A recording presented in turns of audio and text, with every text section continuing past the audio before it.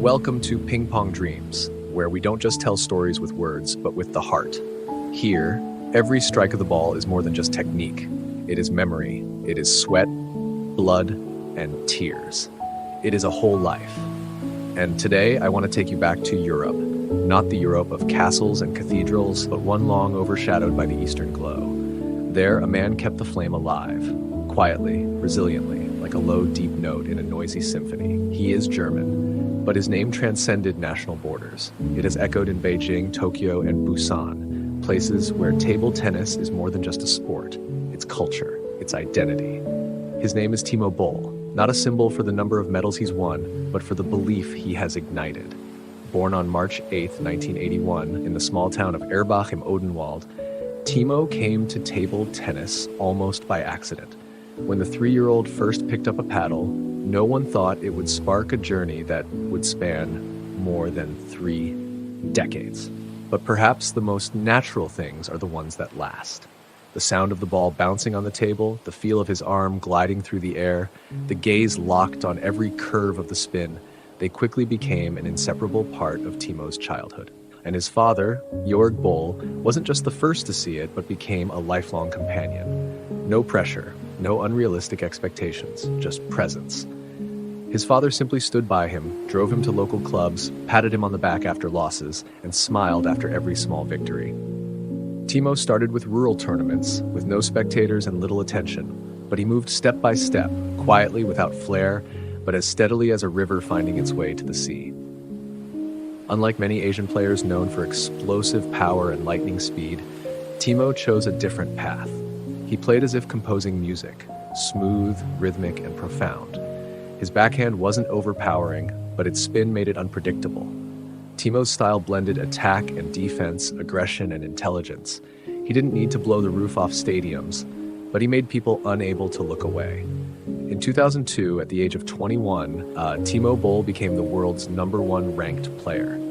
In an era when table tennis was nearly a Chinese monopoly, for a European to top the rankings was nothing short of a miracle. But Timo did it, not through sudden dominance, but through patience and sheer will. He didn't come to challenge a dynasty. He came to remind the world Europe could still produce champions with its own style, its own spirit. From then on, Timo regularly faced off against legends like Ma Lin, Wang Hao, Zhang Jike, and Xu Xin, and won many of those duels. Every time he stepped onto the court, it wasn't just a match. It was a battle carrying the hopes of an entire continent. European fans watched each rally with bated breath, knowing, as long as Timo stood, Europe still had a voice. But glory never comes easy. Timo endured injuries to his back, shoulder, knees. His body often seemed to rebel against him. Some years, he vanished from major tournaments. There were matches he had to forfeit. Whispers grew louder. Timo's time is up. But Timo never argued. He didn't defend himself. He just returned, day by day, stroke by stroke, step by step, as if every return to the practice hall was a quiet declaration, I'm still here. The older he got, the more Timo defied expectations. At 35, he was still European champion. At 37, he was defeating players 10 years younger. At 40, when most had turned to coaching or commentary, Timo was still playing, still fighting. Not for more trophies, but because he had never stopped loving the game. He once said, "My heart still beats like it did on the first day.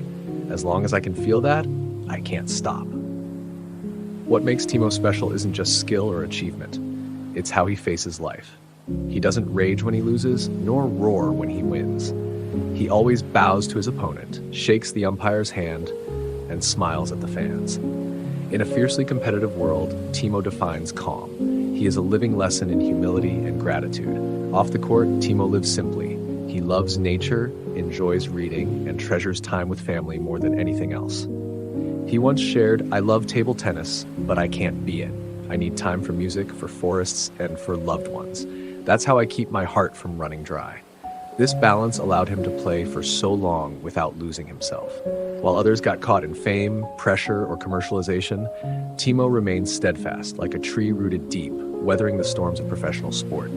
And when age finally crept in, he didn't step back. He stepped forward into a new role, the firekeeper. To the younger generation, Dmitry Ovcharov, Patrick Franziska, Chu Dang, Timo wasn't just a distant idol. He was a teammate, a mentor, a big brother. He didn't preach, he didn't command. He just lived, played, and fought, as he always had. Timo's enduring presence was also a driving force behind European table tennis. Because of him, federations dared to invest more boldly. Because of him, fans in the West kept their faith that they could still dream on the table. And because of him, European table tennis, with its elegance, finesse, and intellect, wasn't erased by the high-speed wave of the East. But to truly understand why Timo Boll transcends the sport, we must speak of the admiration from his greatest rivals. In China, where table tennis is almost a religion, and where European players were once seen as learners, Timo is respected like few others. In arenas across Shanghai, Beijing, and Changsha, every time he stepped out, the air seemed to hush, not out of fear, but reverence. He is one of the very few foreign athletes to receive standing ovations in China, win or lose. They don't cheer because he's German. They cheer because he's Timo, the one who dares, who falls, and who returns, with no drama, no excuses. There was a memorable match at the 2017 World Cup where 36-year-old Timo faced Ma Long, then world number 1. Everyone expected a formality, but Timo stunned the crowd. With heavy spins, graceful footwork, and masterful tactics, he pushed Ma Long to his limits. Though Timo lost, the applause echoed like thunder, as if to say, some defeats carry more glory than any win. In China, they call him the magic hand of the West, a nickname blending awe with wariness. In their eyes, Timo isn't just a rival, he's a cultural counterweight, a player who forced even legends like Zhang Jike or Xu Xin to bring their absolute best. And there's another side of Timo, off the court. In Germany, he isn't just the country's greatest table tennis player, he's a face for many social, educational, and youth sports initiatives. He visits schools not to teach technique, but to tell his story. About a small boy from a small town who chased a big dream through faith and kindness. He always says, victory isn't about titles, it's about becoming a better person after each match.